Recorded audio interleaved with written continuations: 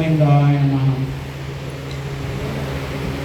ಸದಾ ಸ್ಮರಣೀಯರಾದ ಬಸವಾದಿ ಶರಣರನ್ನು ಸ್ಮರಣೆ ಮಾಡಿಕೊಳ್ಳುತ್ತಾ ಬಸವ ಸ್ವರೂಪರಾದ ಪರಮ ಪೂಜ್ಯ ದೊಡ್ಡಪ್ಪಗಳವರ ಪಾದಾರವಿಂದಗಳಲ್ಲಿ ಭಕ್ತಿ ಪುರಸರವಾಗಿ ಪರಮಟ್ಟು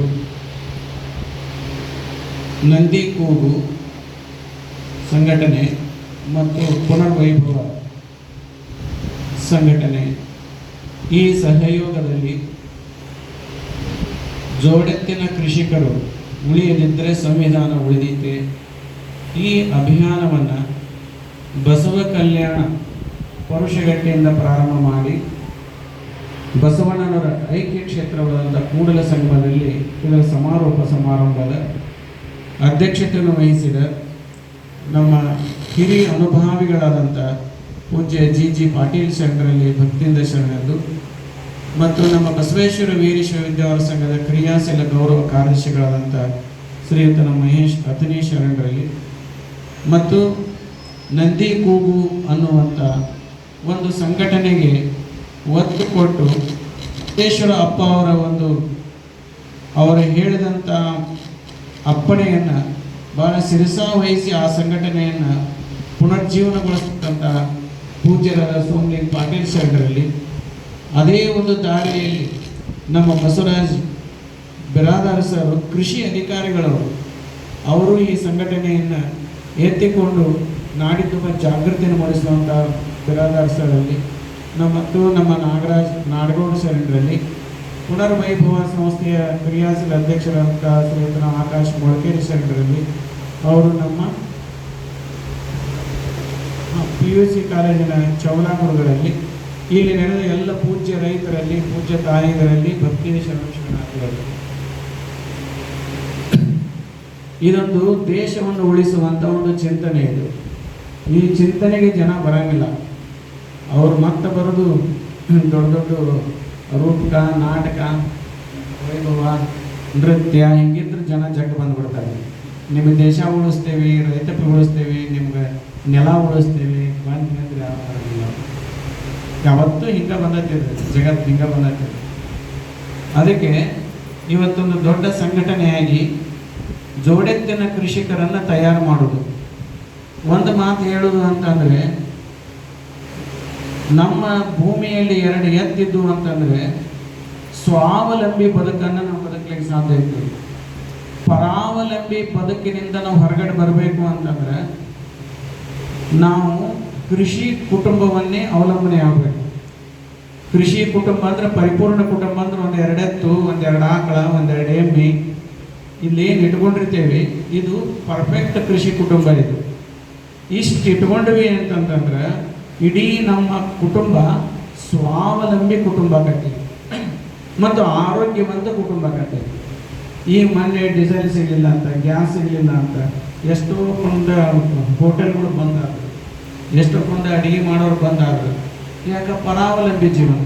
ಅಲ್ಲಿಂದ ಗ್ಯಾಸ್ ಬರ್ಬೇಕು ಅಂದಾಗ ನಮ್ಮಲ್ಲಿ ಹೊರಬೇಕು. ಇದು ಪರಾವಲಂಬಿ ಜೀವನ. ಅವಾಗ ನಮ್ಮದು ಹಾಗೆ ಇದ್ದಿದ್ದಿಲ್ಲ. ಎಲ್ಲ ಎತ್ತಿಗೆ ಅಷ್ಟು ಹಾಕ್ತಿದ್ರು, ಆ ಹಾಕಿ ಉಳಿತಿದ್ರು, ದಂಟು ಉಳಿತಿತ್ತು. ಅದ ದಂಟ ಬೆಂಕಿ ಹಚ್ತಿದ್ರು, ಅದು ಕುಳ್ಳು ಕಟ್ತಿದ್ರು, ಆ ಕುಳ್ಳು ಹೆಂಟು ಬೆಂಕಿ ಹಚ್ತಿದ್ರು, ಅಡಿಗೆ ಹಾಕಿತ್ತು. ಮತ್ತು ಎಲ್ಲ ರೀತಿಯಿಂದಲೂ ಸ್ವಾವಲಂಬಿ ಜೀವನ. ಯಾರ ಸಲುವಾಗಿ ನಾವು ಅವಲಂಬನೆ ಹಾಕಿದ್ದಿಲ್ಲ. ಹಾಲಂದ್ರೆ ಹಾಲು, ಚಲೋ ಹಾಲು, ಪ್ಯೂರ್ ಹಾಲು, ಪ್ಯೂರ್ ಬೆಣ್ಣೆ, ಪ್ಯೂರ್ ತುಪ್ಪ, ಎಲ್ಲವೂ ಪ್ಯೂರ್ ನಮ್ಮ ಮನೆಗೆ ಸಿಗ್ತಿತ್ತು. ಈಗ ಹಾಲು ಚಲೋ ಸಿಗಂಗಿಲ್ಲ. ಇದೆಲ್ಲ ಸುಮಾರು ಹಾಲಾಗಿ ಹಾಲು ಕುಡಿದ್ರೆ ಕ್ಯಾನ್ಸರ್ ಬರಕತ್ತೆ. ಮತ್ತು ಪ್ಯೂರ್ ಬೆಲ್ಲ ಎಲ್ಲರೂ ಒಂದಿಟ್ಟು ಪ್ಯೂರ್ ಬೆಣ್ಣೆ ಸಿಗಿದ್ರೆ ಅದು ಸಿಗಂಗಿಲ್ಲ, ತುಪ್ಪ ಸಿಗಂಗಿಲ್ಲ, ಹಾಲು ಸಿಗಂಗಿಲ್ಲ, ಏನೂ ಸಿಗಂಗಿಲ್ಲ. ಎಲ್ಲ ಕಲಬೆರಕೆ ವಸ್ತುವನ್ನು ತಿಂದು ಮನುಷ್ಯ ರೋಗಗ್ರಸ್ತ ಆಗ್ಯಾನ. ಅದಕ್ಕಾಗಿ ಮತ್ತೆ ನಮ್ಮ ದೇಶ ಆರೋಗ್ಯಪೂರ್ಣವಾಗಿ ನಿಲ್ಲಬೇಕಾಗಿತ್ತು ಅಂತಂದ್ರೆ, ಮತ್ತೆ ನಮ್ಮ ದೇಶ ಸ್ವಾವಲಂಬಿ ಕಡೆಗೆ ಹೋಗ್ಬೇಕಾಗಿತ್ತಂದ್ರೆ ಮತ್ತೆ ನಾವು ಕೃಷಿ ಕುಟುಂಬವನ್ನೇ ತಯಾರು ಮಾಡಬೇಕು. ಕನಿಷ್ಠ 2 ಎತ್ತನ್ನು ಇಟ್ಟಾದರೂ ನಾವು ತಯಾರು ಮಾಡಬೇಕು. ಅದಕ್ಕೆ ಈ ದೆಸೆಯಲ್ಲಿ ಸಮಾಜವೂ ಕೂಡ ಮಾನಸಿಕವಾಗಿ ಸಿದ್ಧರಾಗಬೇಕು. ಎಲ್ಲ ಮಕ್ಕಳನ್ನು ಇಂಜಿನಿಯರ್ ಡಾಕ್ಟರ್ ಮಾಡಿಸ್ತಾರ. ಎಲ್ಲ ಮಕ್ಕಳು ಮಾಡಿಸಿದ್ಮ್ಯಾಗ ಹೊಲ ಬೀಳ್ತಾವ, ಅವನು ಯಾರಿಗಾರ ಕೊಟ್ಟು ಬಿಡ್ತಾರ. ಅದಕ್ಕಾಗಿ ನಾವು ಒಬ್ಬ ಇಂಜಿನಿಯರ್ ಮಾಡ್ರಿ, ಒಬ್ಬ ಡಾಕ್ಟರ್ ಮಾಡ್ರಿ, ಆದರೆ ಒಬ್ಬರ ಕೃಷಿಕನನ್ನಾಗಿ ಮನೆಯಾಗಿ ಇಟ್ಕೊಡು, ಕೃಷಿ ವ್ಯಾಪಾರ ಕೂಡ ಒಬ್ಬ ಮಗನ ಇಟ್ಕೊಡು. ಇತ್ಲಾಗ ವ್ಯಾಪಾರನೂ ಹಾಳಾತು, ಇತ್ತ ಕೃಷಿನೂ ಹಾಳಾತಂದ್ರೆ ಬರೀ ಗುಲಾಮಗಿರಿತನ ಚಾಲು ಆಗುತ್ತೆ, ಬರೀ ನೌಕರಿ. ಈಗ ಅವನು ಟ್ರಂಪ್ ಒಂದು ಆದೇಶ ಮಾಡಿದ್ರೆ ಲಕ್ಷಗಟ್ಟಲೆ ಜನ ಇಂಜಿನಿಯರ್ ಇಂಡಿಯಾಕ್ಕೆ ಬಂದ್ಬಿಡ್ತಾರೆ. ಅಲ್ಲಿ ಏನು 5,000 ರೂಪಾಯಿ ಪಗಾರ ಸಿಗಂಗಿಲ್ಲ ಅವರಿಗೆ. ಅಷ್ಟು ಸಮಸ್ಯೆ, ಎಷ್ಟು ಕಲಿತಾರ ಅವರು. ನೀವು ಇಲ್ಲಿ ಉರಿಬ್ಯಾಡ್ರಿ ಹೋಗ್ರಿ ಅಂದ್ಬಿಟ್ಟು ಎಲ್ಲರೂ ಬಂದರೆ ಇಲ್ಲಿ ನೌಕರಿನೇ ಸಿಗಂಗಿಲ್ಲ. ಇಷ್ಟೊಂದು ದೊಡ್ಡ ಸಮಸ್ಯೆ ಐತೆ, ಪರಾವಲಂಬಿ ಸಮಸ್ಯೆ ಐತೆ ನಮ್ಗೆ. ಅದಕ್ಕಾಗಿ ಎಂದೂ ಪರಾವಲಂಬಿಗಳಾಗಬಾರ್ದು. ನಮ್ಮ ಜೀವನವನ್ನು ನಾವೇ ಕಟ್ಕೊಳ್ಳುವಂಥ ಏಕೈಕವಾದಂಥ ಸಾಧನ ಅಂತಂದರೆ ಅದು ಕೃಷಿ ಕುಟುಂಬ.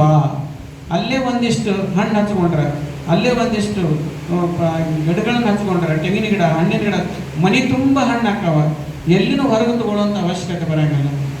ಅದಕ್ಕಾಗಿ ಅಂಥ ಸಂಪೂರ್ಣವಾದಂಥ ವ್ಯವಸ್ಥೆ ಇರುವುದೆಲ್ಲಿ ಅಂತಂದರೆ ಕೃಷಿ ಕುಟುಂಬದಲ್ಲಿ ಐತಿ.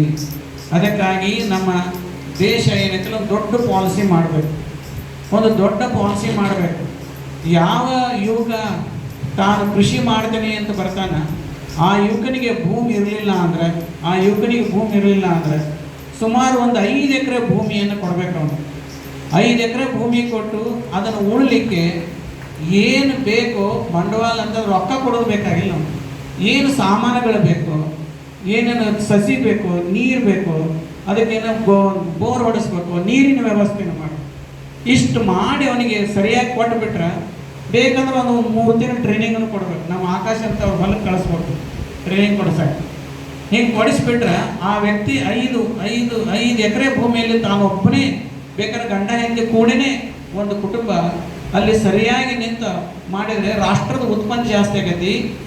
ಆ ಕುಟುಂಬ ಸ್ವಾವಲಂಬಿ ಅಂತಂದ್ರೆ ಇಡೀ ದೇಶ ಸ್ವಾವಲಂಬಿ ಆಗತ್ತೆ. ಕುಟುಂಬ ಸ್ವಾವಲಂಬಿ ಅಂತಂದ್ರೆ ದೇಶ ಸ್ವಾವಲಂಬಿ ಆಗತ್ತೆ. ಇನ್ನೊಬ್ಬರ ಮ್ಯಾಗ ಗ್ಯಾಸ್ ಬರಲಿ, ಅದು ಬರಲಿ, ಇದು ಬರಲಿ, ಪೆಟ್ರೋಲ್ ಬರಲಿ ಮಾಡುವಂಥ ಅಗತ್ಯತೆ ನಮಗೆ ಇರಂಗಿಲ್ಲ. ಅದಕ್ಕಾಗಿ ದಯವಿಟ್ಟು ಅಂತ ಸ್ವಾವಲಂಬಿ ದೇಶ ಆಗ್ಬೇಕಾಗಿತ್ತಂದ್ರೆ ಸ್ವಾವಲಂಬಿ ಕುಟುಂಬ ಆಗಬೇಕು. ಇವತ್ತು ಹಾಲು ಬರಲಿಲ್ಲ ಅಂದ್ರೆ ಚಾನ ಇಲ್ಲ, ಅಲ್ಲಿಂದ ಹಾಲು ಬರಬೇಕು, ಚಾನ ಇಲ್ಲ, ಅಲ್ಲಿ ನೀರು ಬರ್ಬೇಕು, ಅಲ್ಲೇ ನಮ್ಮಲ್ಲೇ ಭೂಮಿಯಾಗ ಬಾವಿ ಹೊಡಿತಿದ್ರು. ಬಾವಿಯಾಗ ಒಂದು ಬಕೆಟ್ ಆಗಿದ್ದಾಗ ಈ ಭೂಮಿ ಕರೆಂಟ್ ಹೋದವು ಅಂದ್ರೆ ಭೂಮಿನ ನೀರೇ ಇಲ್ಲಿ. ಮೊನ್ನೆ ಮಾಡಿದಾಗ ಒಂದು 8 ತಾಸು ನೀರು ಇಲ್ಲದಕ್ಕೆ ಆಹಾಕ ಲ್ಯಾಟ್ರಿನ್ ರೂಮಿಗಿಲ್ಲ, ಆಗಿಲ್ಲ ನೀರು. ಭೂಮಿಯಾಗ ಬಾವಿಯಾಗನೆಲ್ಲ ಬಾವಿ ಮುಚ್ಚಿಬಿಟ್ಟೈತೆ. ಬಾವಿಯಾಗ ಇತ್ತಂದ್ರೆ ಯಾವಾಗ ಬೇಕಾದಾಗ ನೀರು ಅದು, ಅದರಲ್ಲಿ ಸ್ವಾವಲಂಬಿ ಜೀವನ. ಅದಕ್ಕಾಗಿ ನಮ್ಮ ಹೊಲದಾಗ ಒಂದು ಬಾವಿ, ಅದ್ರಾಗ ಬೇಕಾದ್ರೆ ಬೋರ್ ಹಾಕ್ರಿ, ಅದ್ರಾಗ ನೀರು ಇರ್ತಾವೆ. ಮತ್ತು ಬೇಕಾದ್ರೆ ಇಮಿಡಿಯೇಟ್ 4 ಬಕೆಟ್ ನೀರು ತಗೊಳಕ್ಬಾರ್ದು. ಹಿಂಗೆ ಈ ರೀತಿಯಾದಂಥ ಒಂದು ಕೃಷಿ ಕುಟುಂಬದ ಪ್ಲ್ಯಾನನ್ನು ನಮ್ಮ ದೇಶ, ನಮ್ಮ ರಾಜ್ಯ ಅದನ್ನು ಒಂದು ಸಂಯೋಜನೆ ಮಾಡಬೇಕು ಅಂತ ನನಗೆ ಅನ್ನಿಸ್ತದೆ. ಅದಕ್ಕಾಗಿ ಯುವಕರು ಸಾಕಷ್ಟು ಏನದಾರ ಅಂತಂದ್ರೆ ನಿರುದ್ಯೋಗಿಗಳದಾರ. ಆ ನಿರುದ್ಯೋಗಿ ಯುವಕರಿಗೆ ಇದೊಂದು ವ್ಯವಸ್ಥೆಯನ್ನು ಮಾಡಿಕೊಟ್ಟು ಒಂದು ಟ್ರೈನಿಂಗ್ ಕೊಟ್ಟು ಯಾರು ಬರ್ತೀರೋ ಅವರು ಟೋಟಲ್ ಬಂದವರಿಗೆ ಅಪ್ಲಿಕೇಶನ್ ಹಾಕ್ತಾರೆ. ಎಲ್ಲರಿಗೂ ಒಂದು ಯಾರಿಗೆ ಭೂಮಿ ಇಲ್ಲ ಅವರಿಗೆ, ಭೂಮಿ ಇದ್ದವ್ರಿಗೆ ಬೇಡ, ಭೂಮಿ ಇದ್ದವರಿಗೆ ಸವಲತ್ತು ಮಾಡಿಕೊಡ್ಲಿ, ಅವ್ರಿಗೆ ನೀರು ಹಾಕಿಸ್ಕೊಡ್ಲಿ, ಬೋರ್ ಹಾಕಿಸ್ಕೊಡ್ಲಿ, ಬಾವಿ ತೆಗೆಸ್ಕೊಡ್ಲಿ, ಮತ್ತು ಅದಕ್ಕೆ ಏನು ಸಾಮಾನು ಬೇಕಾದ್ರೆ ಸಾಮಾನು ಕೊಡಲಿ. ಇದೊಂದು ಯೋಜನೆ, ಇದು ಪಂಚವಾರ್ಷಿಕ ಯೋಜನೆ. ಯಾರೂ ಕೂಡ ಉದ್ಯೋಗ ಇಲ್ಲ ಅಂದವ್ರಿಗೆ ಈ ಕೃಷಿನೇ ಮಾಡ್ರಿ ಅನ್ನುವಂಥದ್ದೊಂದು ದೇಶದ ಒಂದು ಸುಂದರವಾದಂಥ ಪ್ಲ್ಯಾನನ್ನು ಹಾಕಬೇಕು ಅಂತ ನನಗೆ ಅನ್ನಿಸ್ತದೆ. ಈ ಪ್ಲ್ಯಾನ್ ಹಾಕಿದರೆ ಯಾರು ನಮ್ಮ ದೇಶದಲ್ಲಿ ನಿರುದ್ಯೋಗಿಗಳೇ ಉಳಿಯಂಗಿಲ್ಲ, ಮತ್ತು ದೇಶ ಉತ್ಪನ್ನ ಜಾಸ್ತಿ ಆಗತ್ತೆ, ಆರೋಗ್ಯವಂತ ಜನ ಜಾಸ್ತಿ ಆಗ್ತಾರೆ. ಇನ್ನು ಎರಡನೇದು ಅಂತಂದರೆ ಸಮಾಜನೂ ಒಂದು ಮನಸ್ಥಿತಿಯನ್ನು ಪಡಿಬೇಕು. ಏನು ಪಡಿಬೇಕಂತಂದರೆ, ಈಗ ಕೃಷಿಗಾಗಿನೇ ಒಂದು ಮಗನನ್ನು ತೆಗೆದಿಡಬೇಕು. ಕೃಷಿಗಾಗಿನೇ ಕೃಷಿ ಮಾಡಪ್ಪ ಅವಾಗೆಲ್ಲ ಮಾಡ್ತಿದ್ರು. 4 ಮಂದಿ ಹಿರಿಯರಿದ್ರು ಅಂದರೆ ಎಲ್ಲರೂ ಯಾಕೆ ಸಾಲಿ ಕಲಿಯೋದು, ಸುದ್ದು ಮುದ್ದದ್ದು ಸಾಲಿ ಕಲಿತರು ಮರ ಒಬ್ಬ ಕೃಷಿ ಮಾಡಿರೋ ಕಂಪಲ್ಸರಿ ಕೃಷಿಗೆ ಇಟ್ಕೊತಿದ್ರು. ಈಗ ಅದನ್ನು ಕೃಷಿಗೆ ಇಟ್ಕೊಳ್ಳೋಂಗಿಲ್ಲ. ನೀವು ಕೃಷಿಯಾಗ ಲಾಭ ಇಲ್ಲ, ಎಲ್ಲರೂ ಸಾಫ್ಟ್ವೇರ್ ಇಂಜಿನಿಯರ್ ಆಗಿರೋ ಡಾಕ್ಟರ್ ಅಷ್ಟು ಕಳಿಸ್ಬಿಡ್ತಾರೆ. ಆದರೆ ಅದಕ್ಕೆ ಹಂಗೆ ಮಾಡಬೇಡ್ರಿ. ಕೃಷಿ ಉಳಿಬೇಕಂದ್ರೆ ಒಬ್ಬ ಮಗ ಅದಕ್ಕೆ ಇರಬೇಕಾಗತ್ತೆ. ಅದಕ್ಕೆ ದಯವಿಟ್ಟು ಸಮಾಜನೂ ಆ ರೀತಿಯಾದಂಥ ಒಂದು ವ್ಯವಸ್ಥೆಯನ್ನು ಸಿದ್ಧತೆಯನ್ನು ಮಾಡಿಕೊಡು. ಇನ್ನು ಮೂರನೇದು ಅಂತಂದ್ರೆ ಸಮಾಜದಲ್ಲಿ ಮಾನಸಿಕ ಸ್ಥಿತಿ ಏನೈತೆ ಅಂದ್ರೆ ಈ ಕೃಷಿ ಮಾಡುವಂಥ ಹುಡುಗನಿಗೆ ಹೆಣ್ಣು ಕೊಡುವಲ್ಲರಿಗೆ. ಅದಕ್ಕಾಗಿ ಹಂಗೆ ಮಾಡಬಾರ್ದು. ಕೃಷಿ ಮಾಡುವಂಥ ಹುಡುಗನಿಗೆ ಅವ ಆರೋಗ್ಯವಂತ ಹುಡುಗಿರ್ತಾನೆ. ಯಾರು ಕೃಷಿ ಮಾಡ್ತಾರೋ ಅವ ಆರೋಗ್ಯವಂತ ಹುಡುಗಿರ್ತಾನೆ. ತನು ಮನ ಭಾವ ಶುದ್ಧಿಯಾಗಿರ್ತಾವನಿಗೆ. ಮೋಸ ಮಾಡಬೇಕು ಅನ್ನೋದು ಇರಂಗಿಲ್ಲ ಅವನಿಗೆ. ಇಡೀ ದೇಹ ಮತ್ತು ಮನಸ್ಸು ಆರೋಗ್ಯಪೂರ್ಣವಾಗಿರ್ತೈತಿ. ಅಂತಲ್ಲಿ ಇಡೀ ಕುಟುಂಬ ಆರೋಗ್ಯಪೂರ್ಣವಾಗಿರ್ತೈತಿ. ಅದಕ್ಕೆ ಆ ದೆಸೆಯಲ್ಲಿ ಮಕ್ಕಳಿಗೆ ಒಂದು ಇಂಜಿನಿಯರ್, ಡಾಕ್ಟರ್ ಅನ್ನಗಳ ಸಮಾಜದಲ್ಲಿ ಒಂದು ದೊಡ್ಡ ಸ್ಥಾನ ಸಿಗ್ತೈತಿ, ಒಂದು ಗೌರವದ ಸ್ಥಾನ ಅಂತ ತಿಳ್ಕೊಂಡಾರ. ಆದರೆ ನಮ್ಮ ದೃಷ್ಟಿಯಲ್ಲಿ ಅಷ್ಟೇ ಅದು ಗೌರವ ಸ್ಥಾನ, ನಮ್ಮ ದೃಷ್ಟಿಯಲ್ಲಿ ಅಷ್ಟೇ ಅದು. ಇವತ್ತು ಅವರು ಏನೇನೋ ಮಾಡಿ ದುಡ್ಡು ಗಳಿಸ್ತಾರೆ.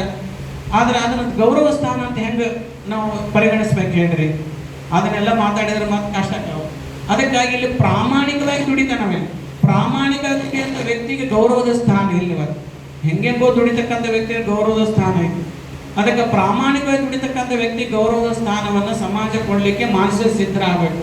ಅದಕ್ಕಾಗಿ ಚಲೋ ಕೃಷಿ ಮಾಡ್ತಾನಪ್ಪ, ಒಂದು 10-12 ಎಕರೆ ಅವನಿಗೆ ನೀರಾವರಿ ಭೂಮಿ ಐತಿ, ಸ್ವತಃ ಕೃಷಿ ಮಾಡ್ತಾನಂದ್ರೆ ನಾವು ಮಗಳನ್ನ ಅತ್ಯಂತ ಪ್ರೀತಿಯಿಂದ ಸಂತೋಷದಿಂದ ನಾವು ಕೊಡಬೇಕು. ಮಗಳನ್ನ ಕೃಷಿ ಕೊಡ್ತೇವೆ ಅಂತ ಹೇಳೋಣ, ಸಾಲಿ ಕಲಿಸೋದು ಬಿಡಕ್ಕೆ ಹೋಗಬೇಡ. ಆ ಎಮ್ಮನು ಚಲೋ ಸಾಲಿ ಕಲಿಸ್ರಿ. ಎಷ್ಟು ಚಲೋ ಸಾಲಿ ಕಲಿಸ್ತೇವಿ ಅಷ್ಟು ಪ್ರಬುದ್ಧತೆ ಬರ್ತೈತಿ. ಆ ತಾಯಿನದಕ್ಕೆ ಮಾನಸಿಕವಾಗಿ ಹೊಂದ್ಕೊಂತಾಳೆ. ಎಲ್ಲ ಕೊಣಕ್ಕೊಂದು ನಾನು ಒಂದು BE ಮಾಡಿ ನಾನು ಸಾಫ್ಟ್ವೇರ್ ಇಂಜಿನಿಯರ್ ಹಾಕಿದ್ದೆ, ನಾನು ಕಾರ್ನಾಗ ಅಡ್ಡಾಡ್ತಿದ್ದೆ ಅಂತ ಕನಸು ಕಟ್ಕೊಂತಾರೆ ಅವರು. ಹಂಗಲ್ಲ, ಅವರು ಸಾಫ್ಟ್ವೇರ್ ಇಂಜಿನಿಯರ್ ಮಾಡ್ರಿ, ಆದ್ರೆ ಅವರಿಗೆ ಕೃಷಿಯ ಮಹತ್ವನ ಹೇಳಿ ಕೃಷಿಕನನ್ನ ಮದುವೆ ಆಗುವಂತ ಒಂದು ಮನಸ್ಥಿತಿಯನ್ನ ಹೊಂದುವಂಗ ತಂದೆ ತಾಯಿಗಳು ಅದನ್ನು ಮಾಡಬೇಕು.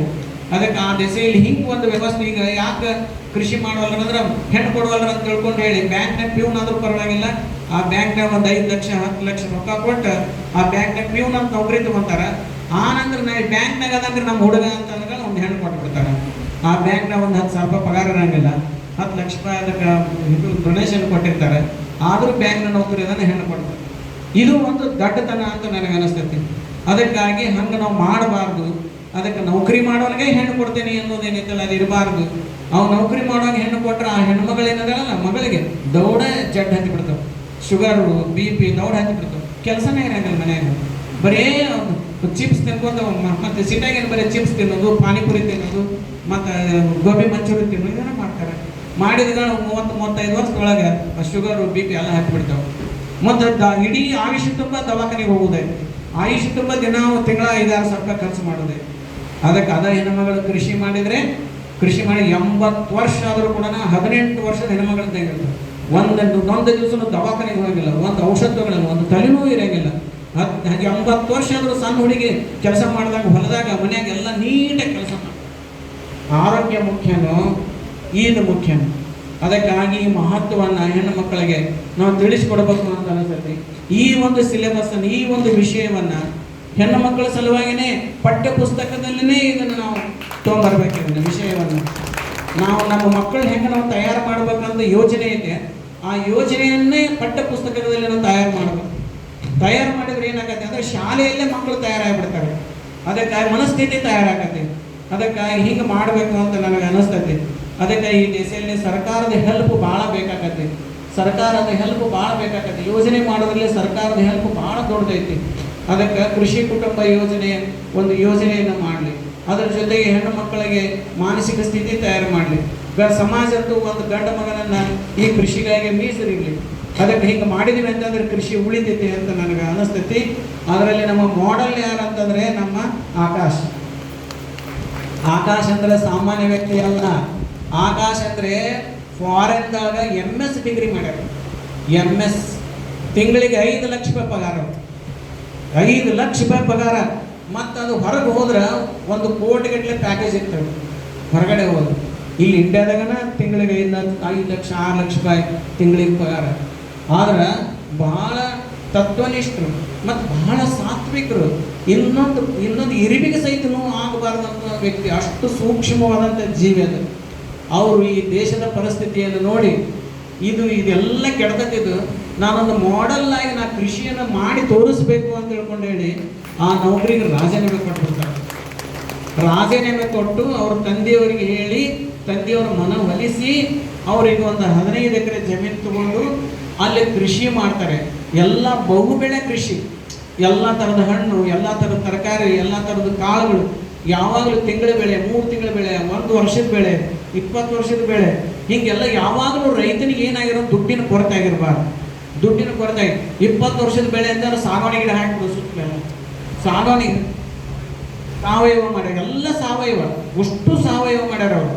ಹಿಂಗೆ ಮಾಡಿ ಏನು ಮಾಡ್ಯಾರ, ಎಂದೂ ಕೃಷಿಕನಿಗೆ ಬಡತನ ಬರಬಾರ್ದು, ಖರ್ಚಿಗೆ ಸಾಲ ಮಾಡಬಾರ್ದು. ಒಂದು ತಿಂಗಳಿಗೆ ಒಂದು ತರಕಾರಿ ಹಾಕೊಂತ ಹೋದ್ರೆ ಒಂದು ಏರಿಯಾದಾಗ ಅದು ತಿಂಗಳಿಗೆ ಒಂದೊಂದು ಬರ್ಕೊಂತ ಹೋಗೋದು. ಒಂದಿಷ್ಟು ಕರಿಬೇವು ಹಾಕಿದ್ರೆ ವಾರ ಒಂದಿಷ್ಟು ಬರ್ಕೊಂತ ಹೋಗೋದು. ಹೀಗೆ ಎಂದೂ ಅವನ ಖರ್ಚಿಗಾಗಿ ಅಂಥ ಒಂದು ಕೃಷಿ ಪದ್ಧತಿಯನ್ನು ನಮ್ಮ ಆಕಾಶ್ ಅವರು ತಮ್ಮ ತೋಟದಲ್ಲಿ ಭಾಳ ಮಾಡೆಲ್ ಆಗಿ ಮಾಡ್ಯಾರ ಅವರು. ಅಂಥ ಕೃಷಿ ಮಾಡುವಂಥ ಆಕಾಶನಿಗೆ ನಮ್ಮ ಮಹೇಶ್ ಅತ್ತಿನಿಯವರು ತಮ್ಮ ಮಗಳು ಕೊಟ್ಟಾರ, ಕೃಷಿ ಮಾಡುವಂಥ ವ್ಯಕ್ತಿ ಕೊಟ್ಟಾರ. ಅದಕ್ಕೆ ಇದು ಮಾಡೆಲ್ ಅಂತ ಅನಿಸ್ತದೆ. ಆ ತಾಯಿನೂ ಸಾಮಾನ್ಯ ಅಲ್ಲ, ಆ ತಾಯಿನೂ BA ಆಗೈತಂದ್ರೆ ನಮ್ಮ ತಮ್ಮವ್ರ ಹೆಸರೇನೆ ಅಭಿಲಾಷ್ ಮೋಳಗೆರೆ. ಅಭಿಲಾಷ್ ಮೋಳಗೆರೆ ಅನ್ನೋರಿಗೆ ತಮ್ಮವ್ರಿಗೆ ಇವ್ರ ಮಗಳನ್ನ ಕೊಟ್ಟಾರ. ಅದಕ್ಕೆ ಕೃಷಿ ಕುಟುಂಬವನ್ನು ಎಷ್ಟು ಸಲಹುತ್ತಾರೆ, ಕೃಷಿ ಕುಟುಂಬವನ್ನು ಪ್ರೋತ್ಸಾಹ ಮಾಡ್ತಾರೆ ನಮ್ಮ ಮಹೇಶ್ ಅತ್ತಿನಿಯವರಲ್ಲಿಗೆ ಒಂದು ಸಾಕ್ಷಿ ಅಂತ ನನಗೆ ಅನಿಸ್ತದೆ. ಅದಕ್ಕಾಗಿ ಆ ನಿಟ್ಟಿನಲ್ಲಿ ಸಮಾಜವು ಕೂಡ ಮಾನಸಿಕ ಸಿದ್ಧತೆಯನ್ನು ಮಾಡಿಕೊಳ್ಳಿ. ನಮ್ಮ ಆಕಾಶ್ ಮೊಳಕೆರೆಯವರು ಈ ಮಾಡೆಲ್ ಏನೈತಲ್ಲ, ಇದು ಎಲ್ಲ ಹುಡುಗರಿಗೂ ಒಂದು ತರಬೇತಿ ಕೊಡ್ಲಿಕ್ಕೆ ಒಂದು ಕೇಂದ್ರ ಆಗತ್ತೆ ಅಂತ ನನಗೆ ಅನಿಸ್ತೈತಿ. ಅದಕ್ಕೆ ಅವ್ರ ಮೇಲೆ ಬಸವಣ್ಣವ್ರ ಅಂತಃಕರಣ ಆಶೀರ್ವಾದ. ಈ ಆಕಾಶ್ ಮೊಳಕೆರೆಯವರು, ಮಹೇಶ್ ಅತ್ತಿನಿಯವರು, ನಮ್ಮ GG ಪಾಟೀಲ್ಗಳು ಈ ನಾಡಿನಲ್ಲಿ ಶ್ರೇಷ್ಠ ಅನುಭಾವಿ ತಜ್ಞರು ಮತ್ತು ಆದರ್ಶ ವ್ಯಕ್ತಿಗಳು ನಮ್ಮ ಈ ಭಾಗದಲ್ಲಿ. ಮತ್ತು ನಮ್ಮ ಸೋಮಲಿಂಗ್ ಪಾಟೀಲ್ ಶರಣರು, ಮೇನ್ ಸಿದ್ದೇಶ್ವರಪ್ಪ ಅವರು ಹೇಳ್ಯಾರ, ನಮ್ಮ ಜೀವ ಉಸಿರುವರೆಗೂ ಅದನ್ನು ಕಾರ್ಯಗತ ಮಾಡಲಿಕ್ಕೆ ಹೋರಾಟ ಮಾಡ್ತಕ್ಕಂಥವ್ರು. ನಮ್ಮ ಬಸವರಾಜ ಬಿರಾದರವರು, ಅವರು ಕೃಷಿ ಅಧಿಕಾರಿಗಳು, ತಿಂಗಳಿಗೆ ಲಕ್ಷಗಟ್ಟಲೆ ಪಗಾರ ಇರ್ತವ್ರಿಗೆ. ಕೃಷಿ ಅಧಿಕಾರಿಗಳು ಪ್ರಾಮಾಣಿಕ ಅಧಿಕಾರಿಗಳು. ಆದರೆ ಜನರಲ್ಲಿ ಸಾವಯವ ಕೃಷಿಯನ್ನು ಜಾಗೃತಿಗೊಳಿಸಬೇಕು ಅನ್ನೋಂಥ ಒಂದೇ ಒಂದು ಕಾರಣಕ್ಕಾಗಿ ಅವರು ತಮ್ಮ ರಾಜೀನಾಮೆ ಕೊಟ್ಟರು, ನೌಕರಿಗೆ ರಾಜೀನಾಮೆ ಕೊಟ್ಟು ಜನರಿಗೆ ಬರೀ ಇದನ್ನು ಜಾಗೃತಿ ಮಾಡಿಸ್ತಾರೆ. ಅವ್ರ ತ್ಯಾಗ ಬಹಳ ದೊಡ್ಡದೈತಿ. ಅದಕ್ಕಾಗಿ ಎಲ್ಲ ತ್ಯಾಗ ಮಾಡಿ, ದುಡ್ಡು ತ್ಯಾಗ ಮಾಡಿ ಇವತ್ತು ಬರ್ತಾರಂದ್ರೆ ಏನು ಸ್ವಾರ್ಥ ಐತೆ? ಏನಿಲ್ಲ. ಜನರಲ್ಲಿ ಜಾಗೃತಿ ಮೂಡಲಿ, ನೆಲ ಮತ್ತು ಜಲ, ಭೂಮಿ ಕೆಡಬಾರ್ದು, ನೀರು ವೇಸ್ಟ್ ಆಗಬಾರ್ದು ಅನ್ನುವಂಥದ್ದನ್ನು ಅವರು ಜಾಗೃತಿ ಮಾಡ್ತಾರೆ. ನಮ್ಮ ನಾಗರಾಜ್ ನಾಡಗೌಡರಂತೂ ನಮ್ಮವರೇ ದೊಡ್ಡ ಸಾಹಿತಿಗಳು, ಯಾವತ್ತೂ ಕೃಷಿ ಪರವಾಗಿರ್ತಕ್ಕಂಥ ಲೇಖನಗಳು ಬರೀತಕ್ಕಂಥವ್ರು. ಅದಕ್ಕೆ ಇವ್ರ ಮೇಲೆಲ್ಲ ಬಸವಾದ ಶರಣ ಅವ್ವರು ಬಂದ್ದಾರೆ, ಆಶ್ರಮದ ವಾಸಿಗಳು ಅವರು. ಎಲ್ಲರಿಗೂ ಬಸವಾದ ಶರಣ ಕರುಣೆ ಸದಾ ಇರಲಿ, ತಮಗೆಲ್ಲರಿಗೂ ಬಸವಣ್ಣವ್ರ ಕರುಣೆ ಸದಾ ಇರಲಿ ಅಂತ ಹಾರೈಸಿ ಮಾತು ಮುಗಿಸ್ತೀನಿ.